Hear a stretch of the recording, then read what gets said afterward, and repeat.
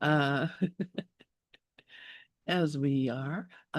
Here we are live on YouTube. We got Bruce Rawles and Lynn Johnson, and we're here to read the book Symphony of Love, the life of Kenneth Wapnick, PhD,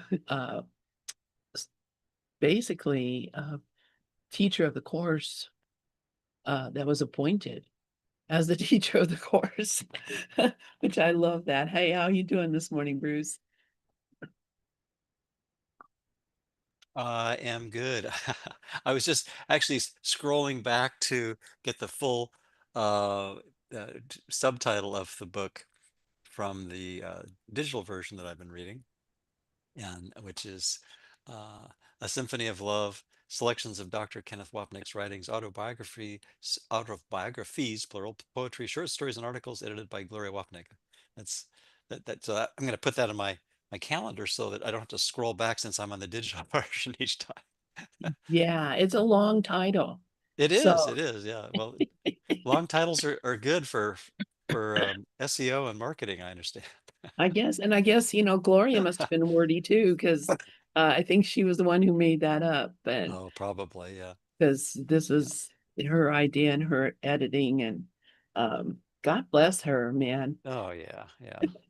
It's so funny because I think about her, and in my mind she just seems so stern. And Yeah. I'm sure she had to have been well, we're going to learn about her as we read this book, I Oh, think. yeah, yeah. I think Good. there'll be Wait, probably a little bit in her of her in her writing and her editing of the anthology. Yeah. yeah. So we are in In my uh digital version, I got it on page 11, but I think it changes every time I change the width of my yes, my it'll screen. change So, whenever you but change. Yeah. the place I have highlighted and where we left off from last week was I proceeded to graduate school without really knowing why. Yes. And that Okay. is in this section called My Life with God, Part One, Autobiographies. So Yeah. this is Ken's autobiography. Yep. His first one, which was called My Life with Jesus. Mhm. I love that. So you want to read? Sure. I proceeded to graduate school without really knowing why, except that I was going to become a clinical psychologist. I found it to require less work than college, so I had even more time to devote to music. And being in the New York area made attending concerts and operas easier than before.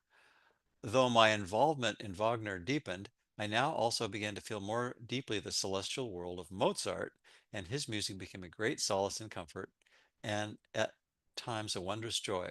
But it was Beethoven who now became my supreme teacher, and through him God spoke the most directly to me until the time much later when I could hear his voice myself. I bought a recording of the last quartets, and they became the primary source of my spiritual growth for the next 10 years.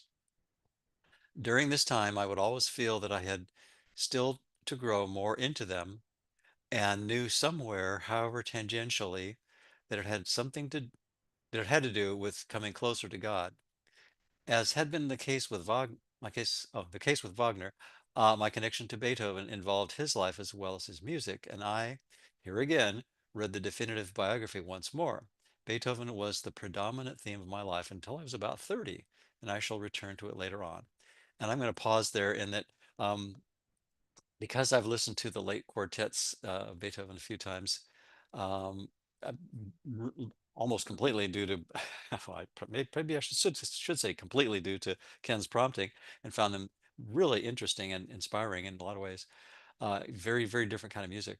Um, I also just happened to be listening to one of Ken's audios where he was talking about um, one of Beethoven's piano sonatas, I think it was, that had a rising third.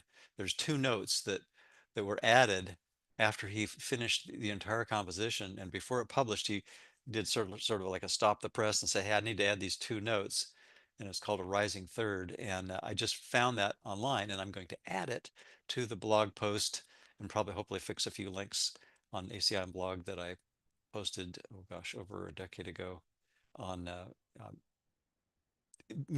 classical music that inspired Ken Wapnick, basically. So Very cool. I'm excited. And are you going to include like links to the song so that we can go and listen to them while we're reading about it? Oh yeah, Good. there are already a bunch there. There, when I looked at it the other day, probably a week ago, right after we did this, I realized there were some broken links which I haven't fixed yet. But a lot Okay. of them are still good. But I need to fix the broken links and then add this other one that has this. I think it's the 29th piano sonata. I'll have to look it up anyway. That has that rising third, and he goes into it in, I believe. Well, I've listened to a bunch of Ken stuff, so I think it might be the Thread of Hope, the Golden Thread of Hope audio. I'll have to check it out. Yeah, So yeah. Anyway, yeah, I'll put the link to that in as well if I run across it again. But yeah, very cool. so that you So yeah, it's have interesting. context. Um, I follow, I follow people, on social media, Danny Elfman, and I'm sure you're aware of who Danny Elfman is. I've heard the name, but it doesn't. He is a composer. If you ever watched like the movie Men in Black Oh, or okay, any of the Tim Burton, the like the Nightmare Before Christmas, he did all the music for that, and okay. I'm he- seeing the yeah, yeah. I'm Danny seeing Elfman. some. I looked it up. Yeah. Okay. And he's started out as rock musician with a group called Okay. Oingo Boingo, but obviously he evolved to and on the side note is married to Bridget Fonda, but which is I think so cool. But anyway, he basically started out as a rock musician and has evolved as to become a composer, and he just composed a violin concerto which he had no notion, had never played a violin, knew nothing. He really had to learn. But this thing is beautiful.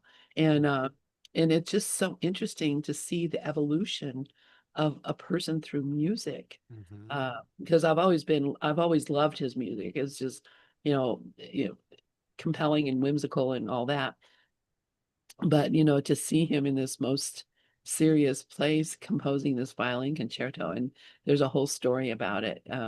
It just is he saw this young female violinist, and he was so like taken by the way she played, which was quite unusual, that he just felt compelled. So it's just as you know I'm sure he didn't grow up on Beethoven, Mm-hmm. but becoming the for this for us. Anyway, anyway, you want to continue reading? Sure, sure. Let's see. Where do it's In like, the summer. okay. Oh yeah, here we go. Okay. In the summer between my first and second year, I made a decision which became the prototype for a whole series of situations which were to arise in the next 10 years. And because it was the first, it could well be said to have been the most important. 1 month before the wedding was to have taken place, I broke a year-long engagement to a girl I had known for about 3 years. There was no specific reason for doing so other than a 6 month a 6 month feeling that it was all a mistake had grown to such an intensity it could no longer be denied. The decision was a strikingly difficult one because of all the pain it brought and for the tremendous guilt I carried with me for my action. Yet I knew it was the right one and the only one I could have done. After the whole business was over, I felt that it had been the most difficult decision in my life, and having gotten through it, there could never be anything I could not do in the future. In each man's life, there seems to come a moment when a decision is made before God, either to say yes to Him or no, both yes and no in quotes. And from that time on, the rest of one's life proceeds according to that decision, seemingly independent of one's own conscious desires. In retrospect, it seems that that moment with my fiance had been just such a choice point for me, and that by saying yes to his will, to that inner feeling I could not ignore or deny, I was committing my life to him and placing its direction in his hands, with capital H for him and his. But it took almost 10 years and many similar difficult decisions, painful for myself and others, before I understood the significance of that inner feeling and the decision I had made. interesting that significance is capitalized in that sentence too. Yeah. Okay. Should I read some more? Yeah, that is interesting that he capitalized significance. And also saying yes was capitalized. Uh-huh. Um, saying yes to his will. Mhm. Um, so obviously, he experienced this as a significant spiritual um experience. Yeah, yeah, And 100%. it's just yeah, I'm sorry, but it's funny to think about Ken breaking up with his girlfriend. And it's also after last week, I went and listened to one of his workshops where he talks about his grandson. He talks about um, his son and his grandson. So I was Okay. like, yeah, okay. Hmm. Never occurred to me. Um, so yeah. Anyway, that's very interesting. Yeah, he definitely downplayed and kept, didn't emphasize his personal life at all. And I've listened to quite a lot of his recordings and read quite a lot number of his books. So yeah, it doesn't come up often. Yeah, Yeah, no. yeah, yeah, I mean, he talks about Gloria quite a bit. yeah, Uh, yeah. but the And a lot of rest of that's a lot of that's playful interaction in their workshops together. yeah, because she's right there Hmm. giving him crap. And then, that's what I see from listening to the workshops. That's why when I, actually met her, I was like taken aback because she, and I'm sure now I think about it, she was probably making joking. And I probably just took it seriously and thought, whoa, I need to not cross this lady. But I don't know. That's so funny to think about it that way. Uh, anyway, so do you want me to continue reading? I'll read. Sure, go for it. Okay. So I did not have such a feeling 1 year later, however, when I did get married to a woman I had known for about a year and whom I cared for a great deal. I was then 23 years old. So, he out of the frying pan into the fire. So, okay, during the first 2 years of gratitude school, during the first 2 years of graduate school, I was still very much living two separate lives and not doing too much about bringing them together.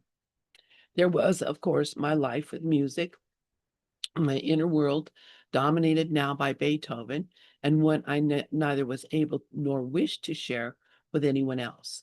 I think deep down I wanted to very badly, for at times I could painfully feel the loneliness of such a life, but I felt that others would not really understand. My friends at school would ask me about it since my interest in music was apparent, but I would never truly answer them. And then there was my outer life, that of graduate student preparing for a profession, and that of a married man thinking of the future. So wow, I mean this love of music was almost like an obsession, but also it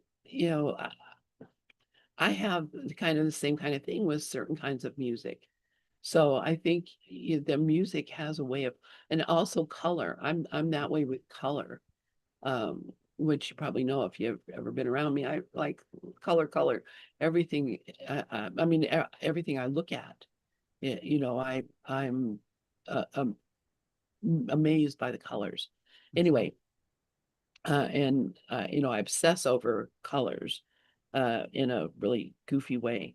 But so I'm trying to think of could I relate to having this closet obsession that is um, so much like he's talking about it like it is as much importance to his life as his education and his wife. They're in the same level of appreciation in his experience. So yeah, I mean that's pretty I don't know, interesting. Not uh because I think it has it says something about how the brain works. And, his brain was not a linear brain. Yeah. And Um, and and even more importantly than brain, I would think that it's really the mind's decision for wanting to identify with spirit rather than form. yeah, And that's, I think that thread runs through, uh, the risk of plagiarizing one of his phrases. The golden thread runs through this whole biography. And I would suspect in all of our biographies, to the extent that we, resonate with, not only what we're reading, but and have been reading for a decade or so, give or take, and but also, just the fact that, we're here studying A Course in Miracles, and the impact it's had on people's lives, and certainly the what would very easily, I think, be considered the foremost teacher of A Course in Miracles, and how it impacted him. And I think we can all relate to being drawn to the meaning behind the words, which is outside of space and time, just as the beauty that, we ascribe to form is really a decision in the mind, just as the peace that is possible is also directly attributable to a decision in the mind, not just what seems to be happening external to us, which of course reminds us is really internal. And not only is it internal, it's not even in the brain, it's in the mind, which is projecting a brain and inside of a body, inside of a cosmos that is all fabricated from thought. yeah, yeah. That simplifies things. Well, hopefully. I mean, we made the world to complicate things, but the course, says we can use everything that we made to destroy to heal, given to the Holy Spirit, right? That's right. Yeah. That's right. So I love that. Um, all right. So let's see. So continuing with Ken's My Life with Jesus. The incongruity of the two lives as I was living them did not present any conscious difficulties for me, and I almost magically believed it would work itself out in some way. Well, it did, but certainly not through magic, and most certainly not in the way I would have thought. Hmm, surprise ending. Uh, the process of reconciling my two lives actively began during my third year of school and lasted until my 31st year, the time in which I am now writing. Initially, it centered on bringing my Beethoven world into psychology. I suddenly found myself able to speak of him to others and of the important spiritual dimension contained within his music, which I felt psychology should pay attention to and incorporate into its theories and clinical work. I began to take opportunities to speak of this, talking of spiritual experiences in terms of Beethoven, Jung, whose life and work I was only first becoming aware of, and anyone else I could think of. During this period, I was making a very clear distinction between levels of spiritual experience in God. And while I believe strongly in the validity of the former, the latter I felt was irrelevant.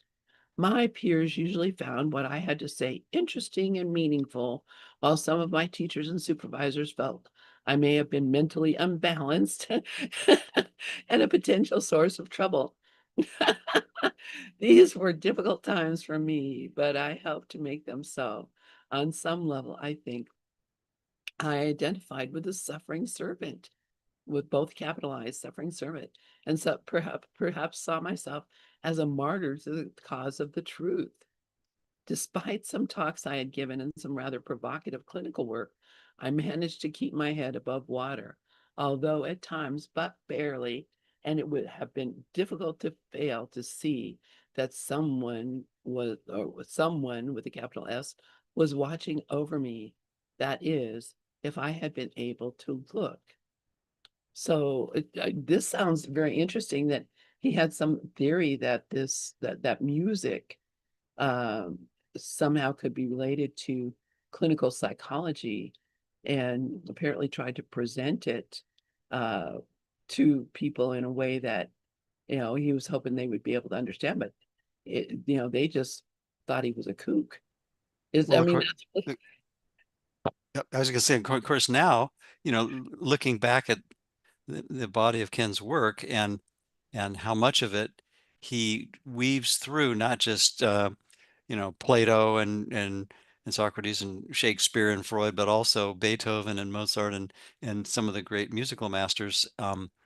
And talks about the themes of really the two thought system that's presented in so much musical work, particularly Beethoven's, where he oftentimes describes Beethoven as starting with a musical theme that introduces the chaos of the ego, and then finally through patience, persistence, and gentle vigilance, the music resolves into a peaceful and tranquil outcome, um, which would represent, choosing forgiveness and Holy Spirit. And he weaves that theme through his work as just the same way the Course weaves all of its themes in the writing, and the great musical masters would weave those themes, and he frequently, even in talks that in writings that Ken has done that aren't particularly musical, he will not infrequently bring up that idea that the Course is written like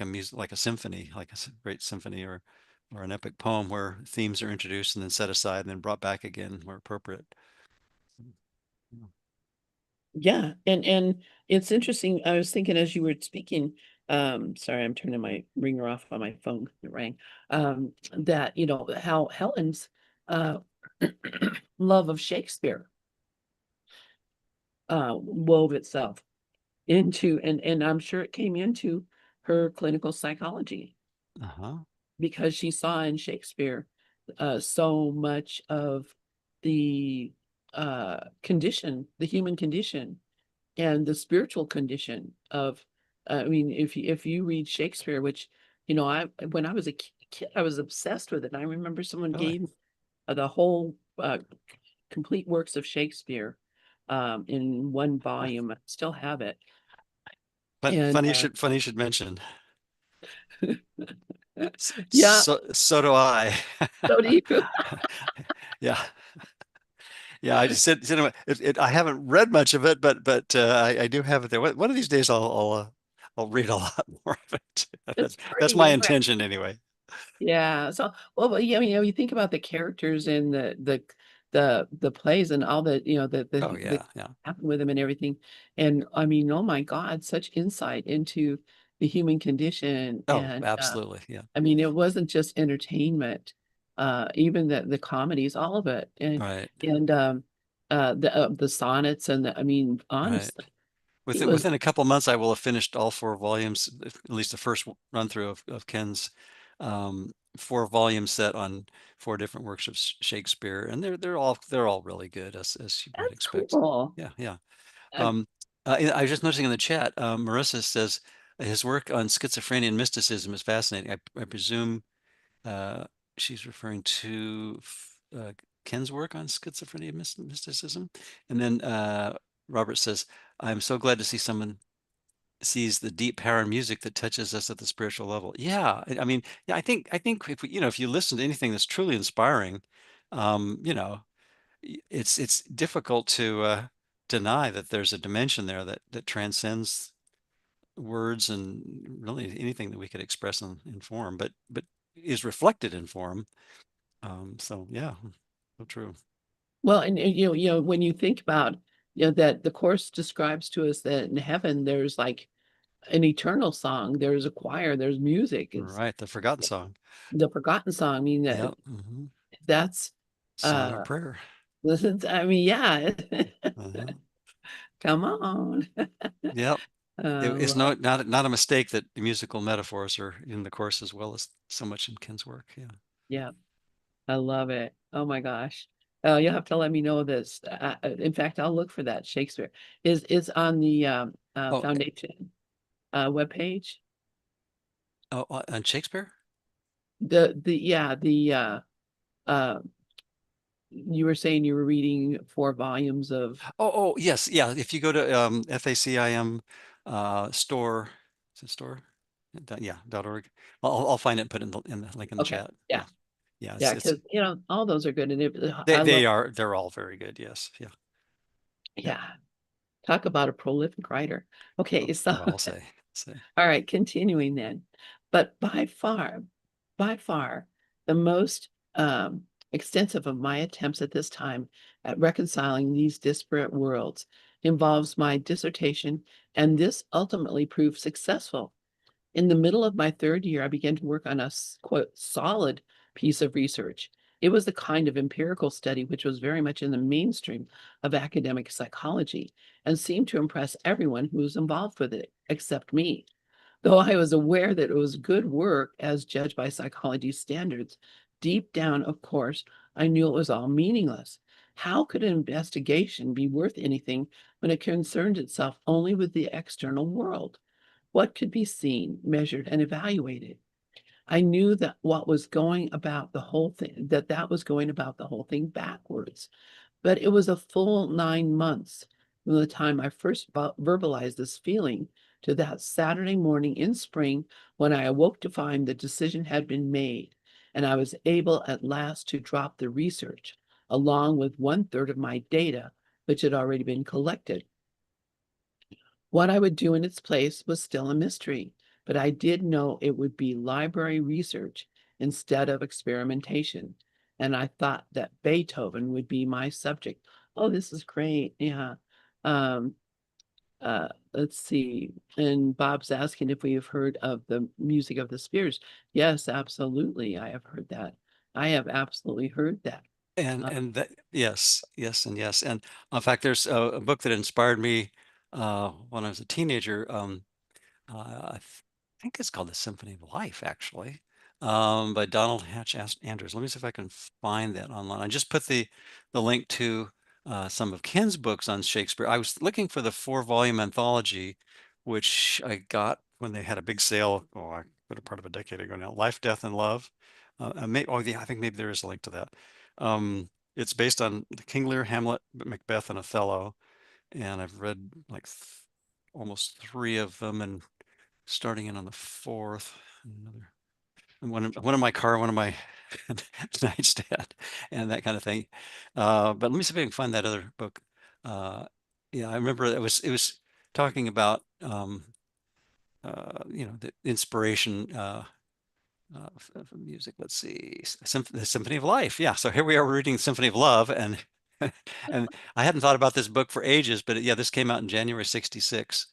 And I had a copy of this for many years. It's called The Symphony of Life. So let me get a link to that. I'll put that in the chat too.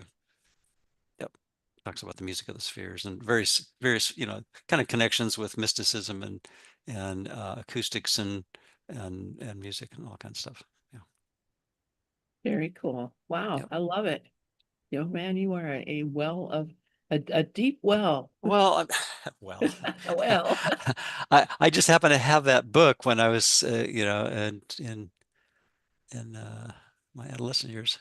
So, yeah. and it was found it inspiring. Yeah. What was it? There was a song that I just heard recently that really it said I'll have to look it up and figure out which one because I listen to a lot of music when I'm not doing this. And and it said, uh, you're looking at the image in in the well. You're looking at the image of the in the well, but all you see is the surface, and you don't see how deep it is. So like you're looking at yourself in in the well, and you just see your face, but you don't see the depth of the well. Thought that was really beautiful and poetic. And I'll have to find out which song that was I was listening to that said that. It was some alternative music thing. I'm going to continue reading. Um, so, how I got from Beethoven to my ultimate subject, Saint Teresa of Avila, and the vicissitudes that go into getting a dissertation like this written and accepted is a very long story and one not particularly relevant to this narrative, except for the fact that it is now quite clear to me that without God's help, the whole thing would have been impossible. If I had known at the beginning what would be involved, I am quite sure I would have continued with the original research. That's funny. Fortunately, all that was kept hidden, leaving me only with the faith that it was possible and that it would one day be complete. And 1.5 years later, it was. And in June 1968, I received my degree. I remember feeling very grateful to Teresa, for truly I had learned a great deal from her.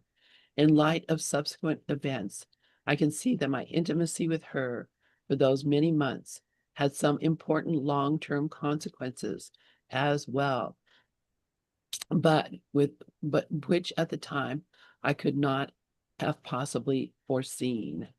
Mhm. Wow. Wow, wow, wow. And of course, Saint Teresa was a mystic. She was definitely living in another world. There were a lot of them back Yep, in those days.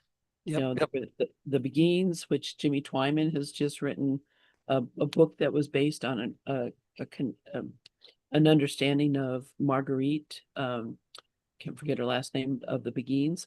Oh, okay. There were mystical women all over the place, and Yeah. uh, Oh, yeah. yeah, then they all got burned as witches. So Yeah, our world is still pretty insane, right? Yeah, yeah. it is. Until it's we can say pretty insane until we come to the realization that it's completely insane, and but that's usually a gradual process, right? As you Yeah. were saying that about Saint Teresa of Avila, she was a contemporary of Saint John of the Cross, Juan de la Cruz, and who was obviously another prominent mystic of that era. And synchronistically, in the School for A Course in Miracles classes on Thursday evenings, we've been going through. Um, let's find an exact title here. It is. Was it Right Flame and something like that. Anyway, but one of Ken's books on that subject, and it talks about John of the Cross and Saint Teresa of Avila as well, and how they inspired each other, and in their well, they were contemporaries and communicated pretty extensively apparently. So, Dark Night and Living Flame, that's the one. And thank you, Marissa. And Marissa guest facilitated that a couple evenings ago. Put that in the chat. Thank you, Marissa. Yeah, that's pretty Yeah. cool. And welcome, Marissa. I noticed you were here, and I'm like, yeah, we're neighbors. And I I had another lady that was in yesterday that lives in Fountain, Colorado. So um, all Fountain. different range. I Where don't even know where Fountain is. it's Look on the between map. it's between Pueblo and Colorado Springs. It's just Oh, a little okay. town. It's where right where the army post is, Oh, in okay. that area. So all right. So let's see. You want to continue reading? My voice is getting a little froggy. Okay. We're at the final form of the dissertation. Sure. The final form of dissertation consisted of comparing and contrasting the three major forces in psychology: psychoanalysis, behaviorism, existentialism, and how they would approach St. Teresa's life. I attempted to show how the very structure of the theories precluded their understanding fully the meaning of her and any mystic's experiences. Now there's generalization. For bound by their own theoretical assumptions, implicit or explicit, they inevitably would have to distort the experience. Wow, isn't that a great example or of explanation of why trying to cram an experience that transcends words into words, or our real identity into form, is never going to cut it, right? No matter how we try to slice or dice perfect oneness, it's going to be uh, I almost hesitate to say an abortion. Yeah, a hack job. Yeah. But And that's what the ego is. We tried to cut and carve and hack and hew. We've tried, in fact, it says in one of the workbook lessons, we've tried to carve our identity out of unity, and yet we can't really do it. We can pretend we did it, and that's where the guilt comes from. But it's a, a process and an achievement that's never been accomplished, even though we have every seeming bit of evidence to the contrary, that we pulled off this impossible crime of separating perfect oneness into little ineffectual pieces. yeah, yeah. Yeah. And we can call it one thing or another.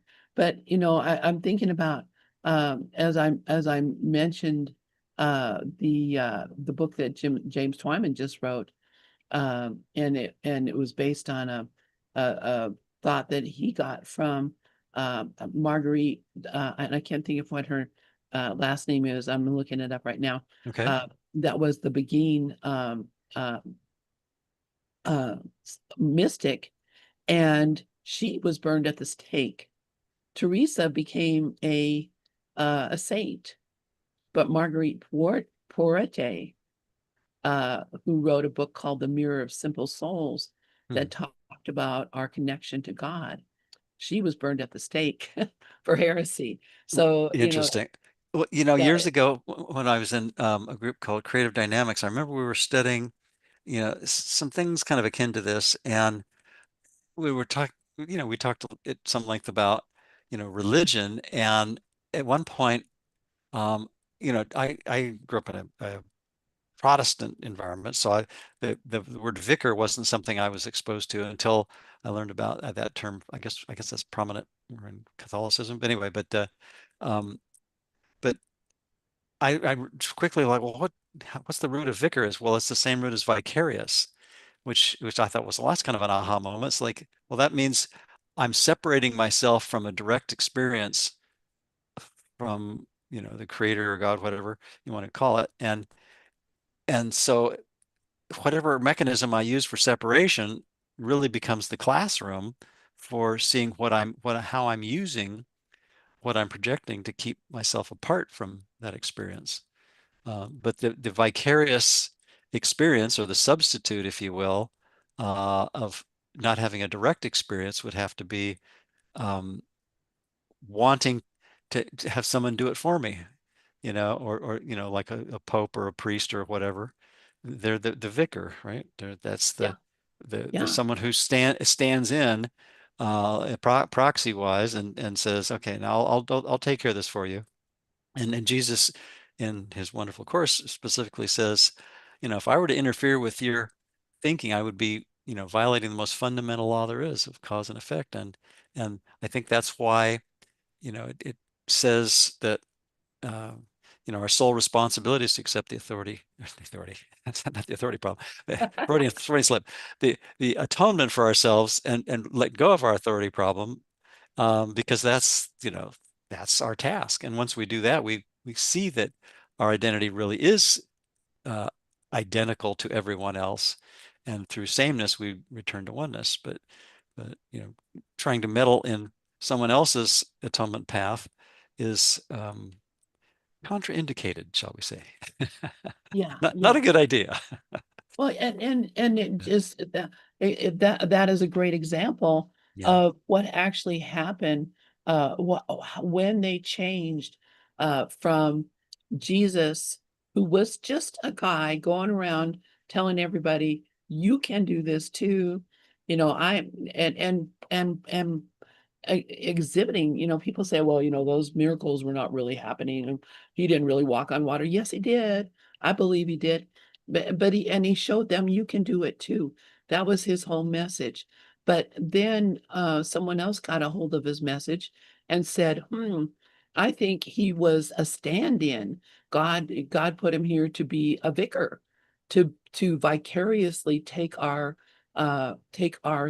sins or whatever. And we have the human sacrifice that was made to the God, and forget about the resurrection, but that the whole idea of an intermediary there became the basis for the church, and the basis for all of the doings of the church was that you can't talk to God, but the priest can, and or the pope can, and God will talk to them, but God won't talk to you.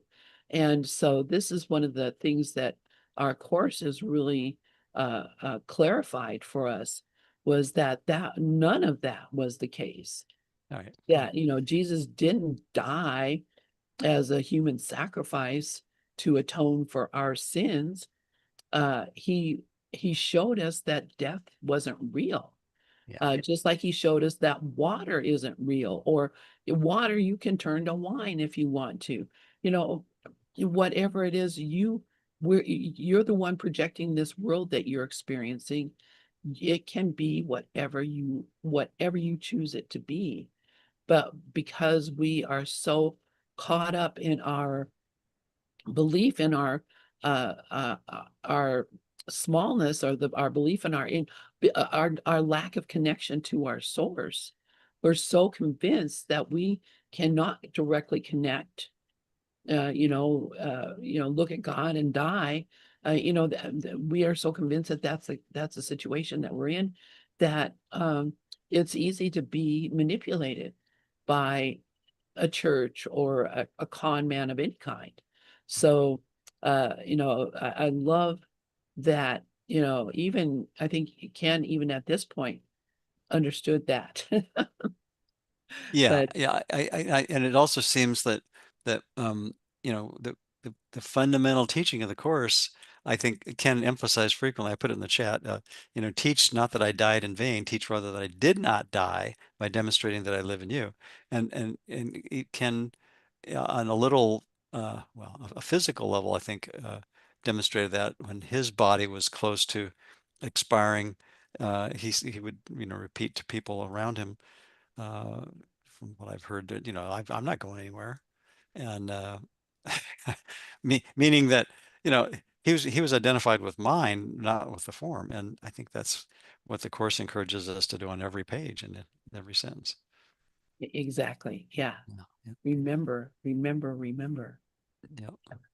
Should I start that paragraph again? Get a Yeah, running start start at that. it? Yeah, yeah. Okay, because I think there's a lot in it. Okay, the final form of the dissertation consisted in comparing and contrasting the three major forces in psychology: psychoanalysis, behaviorism, and existentialism, and how they would approach St. Teresa's life.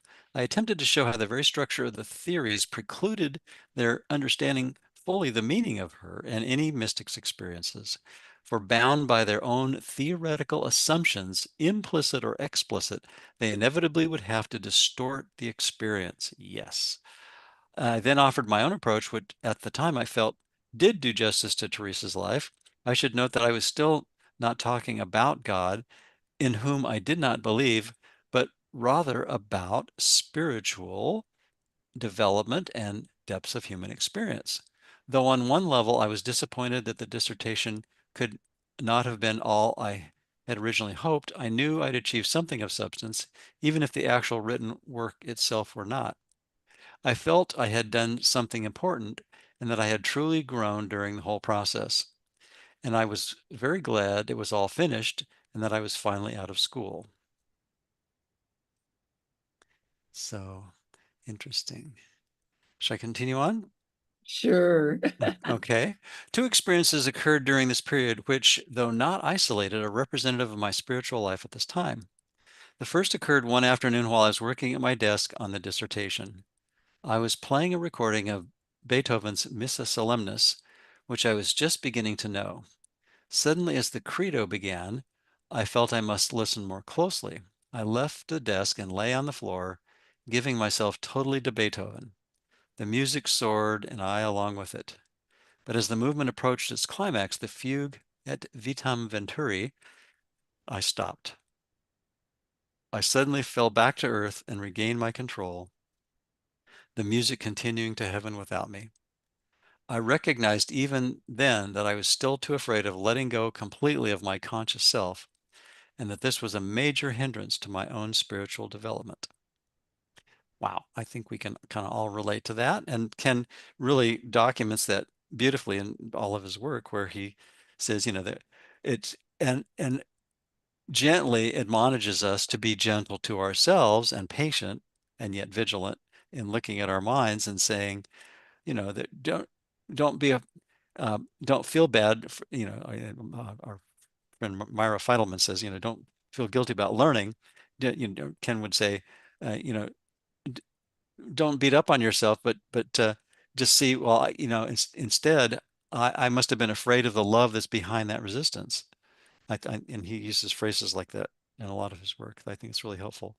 And just say, oh, okay, I was just too afraid of the love or the peace that was beyond um, the resistance I had to fully experiencing what was possible in that moment. And I think that's kind of where we're all at most of the time. And to recognize that and to not condemn ourselves for it, I think is a huge part of our progress in the course, as Ken points out. Yeah. You're right. How many times have we been to that point where we could just soar into heaven, and just stop ourselves, just like, oh no, you know, uh, for only imagined reasons. Only you don't even you think, well, I gotta stop this now. I gotta go fix supper. That's a lot of mine. A lot of times. Oh, I have something I gotta go do. We all have worldly things that seem to be firefighting opportunities almost every moment of our lives if we're, if we're paying attention, right? Yeah. Uh, I mean that seriously, the ego is just so afraid Oh of yeah, yeah. letting go and just uh, Mhm. and sometimes it does.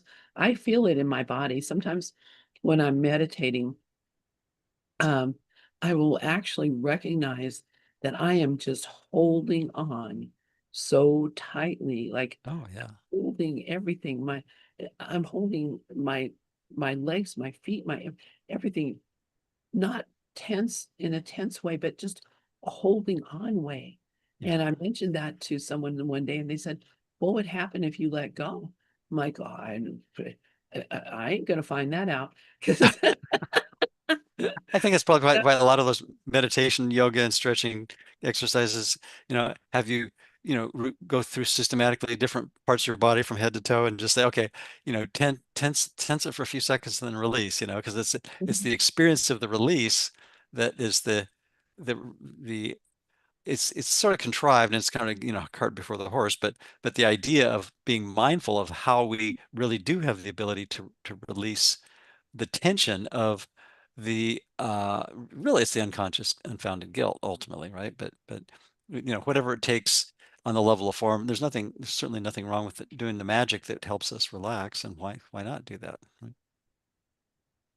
yeah, well, absolutely, Yeah. absolutely. So, yeah, maybe someday when I notice it, but I haven't noticed it for a while, that tension. So, maybe over that. So, Yeah. how much time do we have? Oh, about 9 minutes looks like. Time flies, huh? Okay, Yeah. You want to read so another bit? yeah, we'll read because I want to read this next experience. You want me to read? Sure. Okay. The second experience shed some light in part of just what it was was so afraid of just what it was I was so afraid. By this time, I was listening a great deal to Beethoven's late quartets, specifically the Trinity Op. 115, 113, and 114 in order of composition. And I could feel myself moving closer to their world. This one night I was hearing Op 113. The room was dark and I was very still. The final movement, the gross fugue, began. This for me had always been the most terrifying work of art I had ever experienced. And now it was as if I were hearing it for the first time. Suddenly the room began to spin, and it was as if all the books on the walls were tumbling down, as if the whole world were crashing down upon me. It was like the childhood nightmares of the whirlpool, except now I was still, and the world was spinning around me. Somehow I was able to withstand the terrifying fear until the lovely grace-filled alternate theme appeared. Never did I feel more grateful for anything. In the 2 or 3 years that followed, I experienced similar feelings of terror in nightmares and in waking situations as well. Not always was Beethoven around to provide a comforting alternative theme. I may have been intellectually aware that these were characteristic experiences of a period, which usually accompanied the breaking away of old world centered patterns of living, but that knowledge did little to ease the fright of those times. Fortunately, they did not come too frequently. And yeah, I too have had you know, the world spinning around and crashing. Yeah, I think that's par for the course, and it's really to be expected and not be blindsided by when we really start paying attention to Holy Spirit's correction, as the course points out, and Ken echoes that, the ego becomes retaliative and says, "Oh, okay, well, you're not paying attention to me." It's like a a pet or a 2-year-old that you've been ignoring and says, "Oh, hey, I I'm not chopped liver. Pay attention to me, you know. But that's Yes. that's every ego's retaliative reaction to when, you know, it suddenly gets put, the pause button gets put on its blather, and we divert its propaganda from the ego interpretation machine to the Holy Spirit correction machine in our mind, and suddenly it's like, wait a minute, I'm not getting the upset I'm needing to keep my justification and blame throwing projection machine working. Yeah, exactly. And so And it gets upset. it gets upset. It's like, whoa, whoa, It's whoa. it's very predictable, actually. Yeah, mathematically so, I suppose, even, yeah. Yeah, But absolutely. it's a dualistic math, and that's why it, like uh, Bill Thetford said, it may be foolproof in the realm of duality, but it's not God proof, because in non-duality, um, we realize that nothing in duality happened, right? Exactly. Okay. So something just also I noticed in the reading, when he was talking about, writing the dissertation, he said, God in whom I did not believe. Like he is saying at that time, he didn't actually believe in God. Uh, but he was having all these mystical experiences. Uh, and I find that very interesting because I don't think he had already had it, hadn't he already gone off to be a monk before that or done something of that I nature? think that's little, was that later? I don't know. I guess it's later. I I don't just recall. remember him doing something Yeah, at yeah. 20, but maybe that was somebody else. Um, so, uh, uh, so anyhow, very interesting, uh, thought of, his, how he came to, look at these, mystical thinking, because he was not too long in the future going to be connected to, uh, like a highly mystical woman Hmm. who was a psychologist and who had tremendous need of someone to, uh, that could understand her, and who, that had empathy for her in the Yep. way he could. Yeah, So good insight. Yeah, it's true. Yeah. So, you know, Helen was prepared, Bill was prepared, Ken was prepared, and so are all of us. And yeah, so are all of us. yeah. So we're from the beginning. Yep, Uh, exactly. all right, we have about 4 more minutes, and I think I'm just going to mark our place here, Okay, uh, alrighty. because I'm Yeah, not. I've got my political struggles. I'm going to put that on my calendar so I can Yeah, so have a. Don't let me copy it though for some reason. I think I have to. to copy, Yeah, it says I do not have permission to copy. So I'm just going to copy and paste, but I'm just going to type it into my calendar so that way I can come back to it next week. very good. Yep. Well, and I have it here. Hopefully we'll be in the right place. But Yeah. anyway, thank you so much. I Likewise, Lynn. I always enjoy our Saturday morning conversations and have for almost a decade now. yeah, I get a lot first off because you, in your website you have everything. You're like the Costco of, uh of A Course in Miracles. I'll take that as a compliment, although I, although it's a unusual metaphor. But yeah, I like Costco too. I go there often. Yeah, if you really you want something and it's got to be really good. Yeah, you're gonna go over to Costco. Okay, I'll take that as a compliment. Yes. I'm just trying to think of what kind of big box store would be like that, and Yeah, yeah. or maybe others that are bigger, but like the Mall of America or something. But anyway, I appreciate it. Well, And and if people want to know what Lynn and I've been doing for a few years, I made a blog post on acimblog.com that recently finally doing a little bit of catch up on a lot more to do on some of the recordings we've done over a good while. So anyway, and thanks to you all for your listening and contributions, both live and offline. So absolutely, and and look forward to next week. Yeah, see you next week, and I'm gonna go ahead and shut down the YouTube. And of Okay. course, if you like this and you're just watching it and like, who are these people and what are they talking about? Subscribe to the YouTube and like, and you'll get notified when we're back, which is going to be Sounds just in a few minutes with there we another. go. Very good. Thanks.